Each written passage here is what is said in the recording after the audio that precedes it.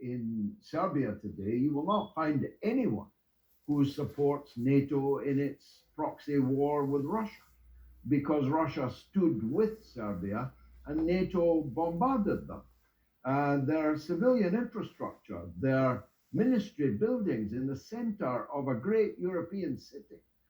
They always tell us that NATO has kept the peace in Europe. They conveniently forget that Serbia was a part of Europe and will remain so, whether or not it is allowed to join the EU or not. And my advice to them would be to beware of that poison chalice in any case.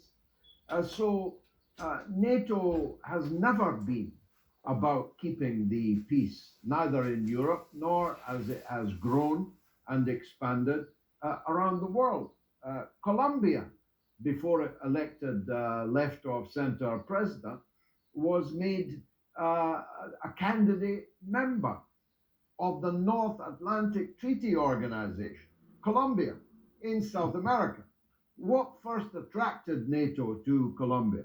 The fact that it was the next door neighbor of Venezuela, a country that NATO and the United States had targeted for regime change with the whole battery of sanctions and so on. So you don't have to be Einstein to work out why they recruited Colombia as a candidate member of NATO.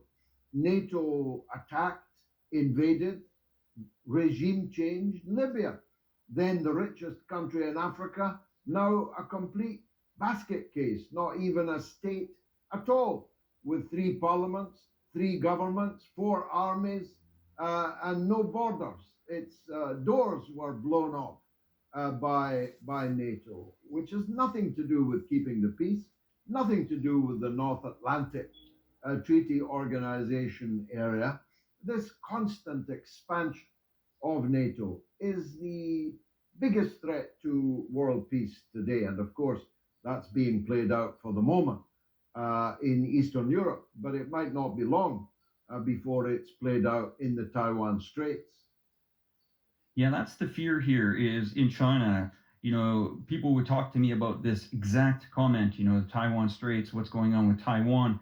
And about 6 to 9 months ago, it wasn't even, in my realm of worries. Now, definitely in the worry department, that is for certain.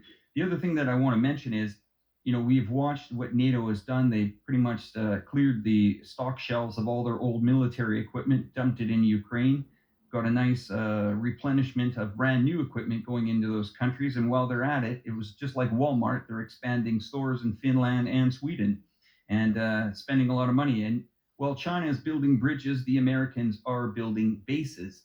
And my worry is, is America going to run out of countries to invade? I mean, they've bombed 36 countries since World War II.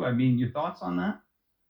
Well, I speak as someone from Britain, and there's only 24 countries in the whole world that Britain has not invaded, including the United States, of course. Of course, empires constantly expand until they over expand.